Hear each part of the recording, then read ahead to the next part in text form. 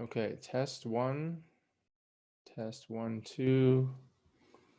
This is a trial run for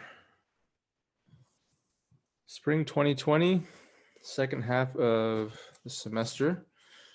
Going to be reading from Patrick Radden Keefe's Say Nothing, A True Story of Murder and Memory in Northern Ireland, New York Times bestseller. I will be starting on chapter 18, The Bloody Envelope.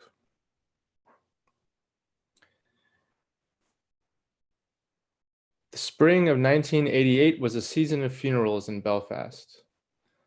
On March 6th, Mary Farrell was shot to death along with 2 associates on the streets of Gibraltar. A slim, dark-haired 31-year-old woman, Farrell had been a prisoner alongside Dolores and Marion Price in Armagh jail. But unlike the Price sisters, when she left prison, she returned to active service. Farrell journeyed to Gibraltar as part of an IRA team. They had traveled to the British territory on the southern tip of Spain with the intention of launching a bombing mission. But before they had the chance to carry out the attack, they were walking along unarmed one day when they were approached by plainclothes British commandos and executed in what some would claim was an expression of a secret shoot-to-kill policy by the army. The bodies of the 3 volunteers were transported back to Northern Ireland with great fanfare, and a massive funeral procession bore their coffins through Belfast, trailing thousands of mourners.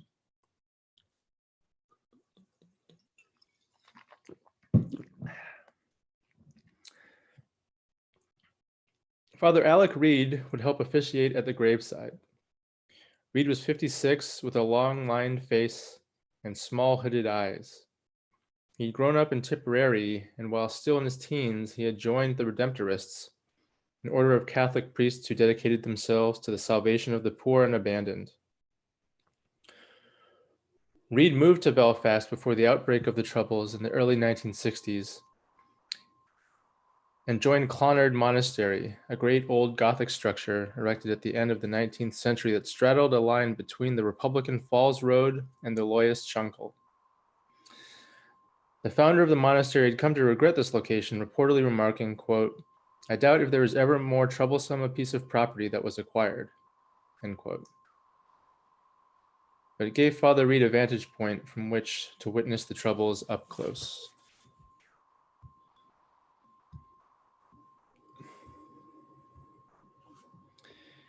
He did more than pay witness. Some clergymen, Reed noticed, had a tendency to hide behind the scripture.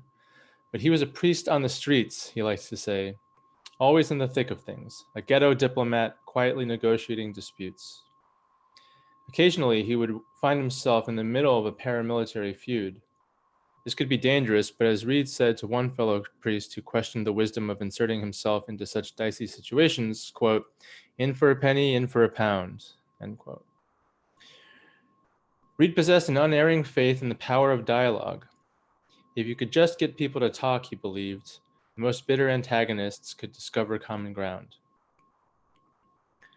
On regular visits to Longkesh during the 1970s, Father Reed had grown close to Brendan Hughes and Jerry Adams.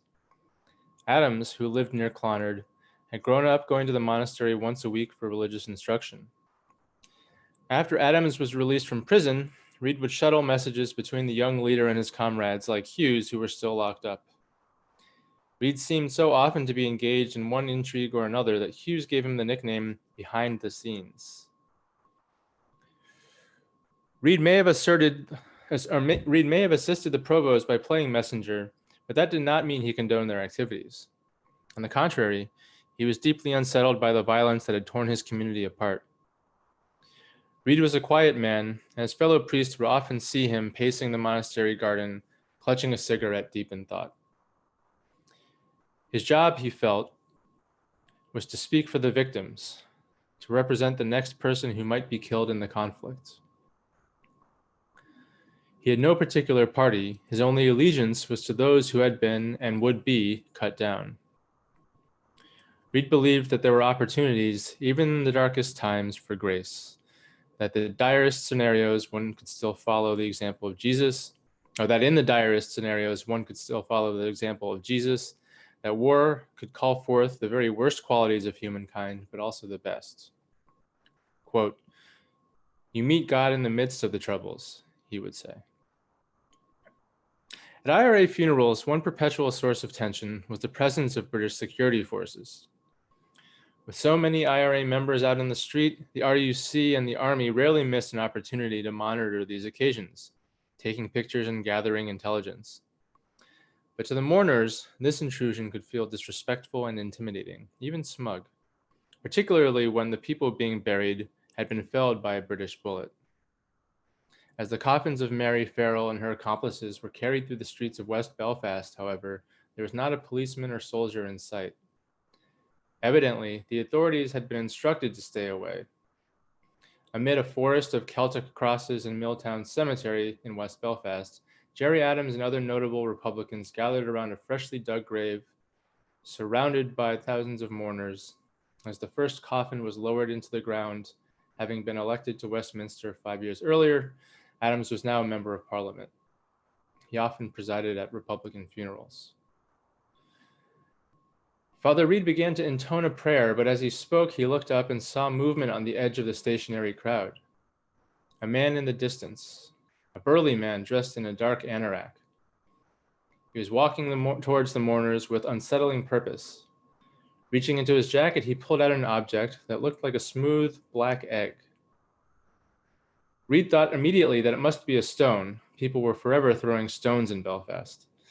Now it seemed this man had the nerve to transgress the sacred ritual of a funeral and throw one here. Sure enough, the man wound up and hurled the object.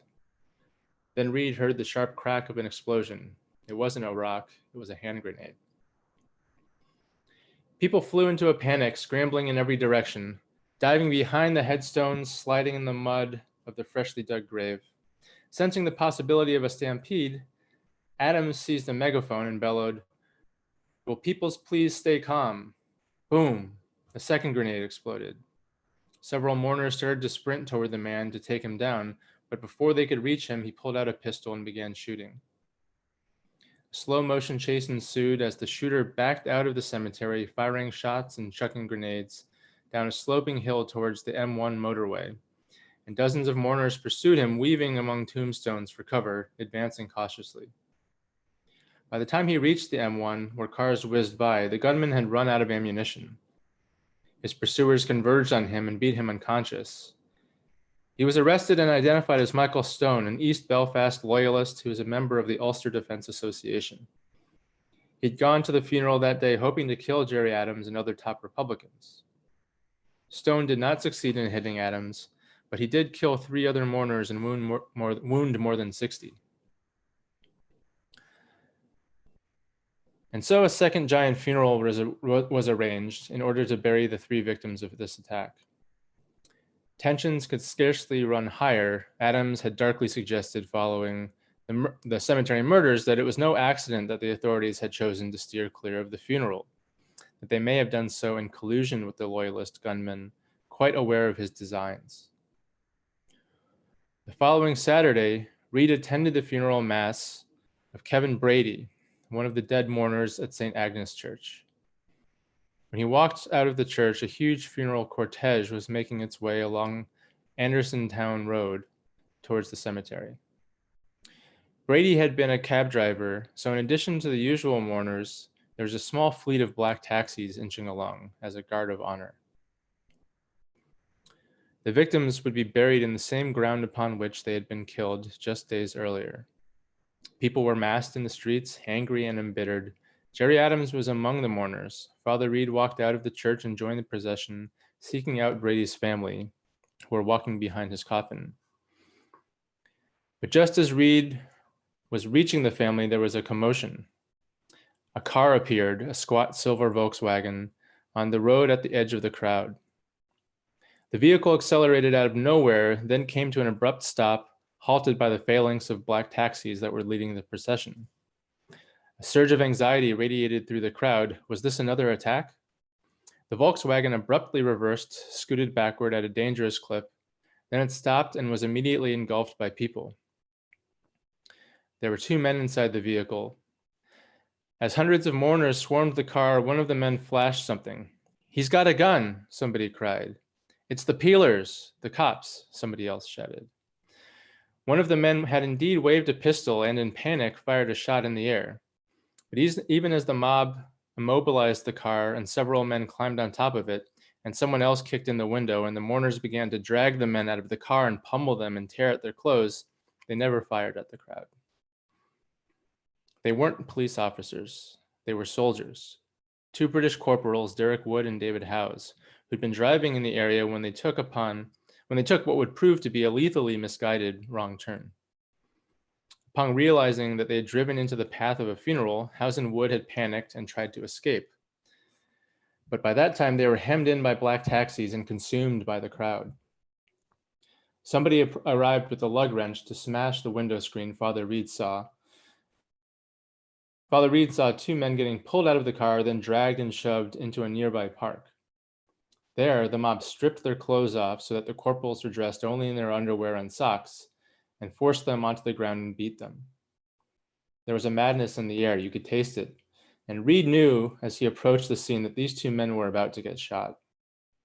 Scrambling down on the ground between the two soldiers, he wrapped one arm around each of them and lay there, hoping that this would prevent the attackers from pulling the trigger. "Somebody get an ambulance," he cried. But a voice above him growled, "Get up or I'll fucking well shoot you," and a pair of rough hands heaved Reed off the ground. The soldiers were thrown into a black taxi and driven to a vacant lot near Penny Lane, about 200 yards away. Reed was running towards the area when he heard the crack of gunshots. David Howes was 23. He had just arrived in Northern Ireland to begin his tour. Derek Wood, who was 24, was scheduled to go home soon. The two men were left there, sprawled in the rubble, their limbs akimbo, pale, and stranded like beached whales. In the sky above, a helicopter slowly circled, but nobody intervened. Father Reed ran to the men. One of them was clearly dead, but the other stirred. When Reed leaned close, he could hear the sound of breathing. Reed looked up frantically at the people standing around and asked if anybody knew how to resuscitate someone. Nobody responded. They just stood there watching. Reed crouched over the body and placed his mouth on the soldier's mouth, trying to breathe the life back into him. But eventually the breathing stopped and someone said, "Father, that man is dead." Reed looked up, and as he did, a photographer standing some distance away took a picture that would become perhaps the most indelible image of the Troubles. A priest, clad in black, on his knees, ministering to a man who had just died, lying with his arms splayed like Christ on the ground before him. Reed looks directly at the camera, a witness to the horror, his own lips smeared dark with the dead man's blood. Reed did not know if either of the soldiers was Catholic, but he anointed them both, as he had anointed bodies of the slain mourners at Milltown Cemetery several days earlier, and delivered last rites. It had been 2 decades since the violence began in the late 1960s, and Reed wore the weight of all that bloodshed heavily. "People have had enough," he said in an interview hours after the shooting. "What people have to do is to listen to each other. People haven't been doing that," he added. "Physical force is a sign of the depression, of the desperation of the poor." But as it happened, even while Reed defied the mob and ministered to the murdered soldiers that day, he was up to something behind the scenes. He was nurturing a plan, a clandestine, audacious plan to end the conflict. And that's all for now. See how this comes out.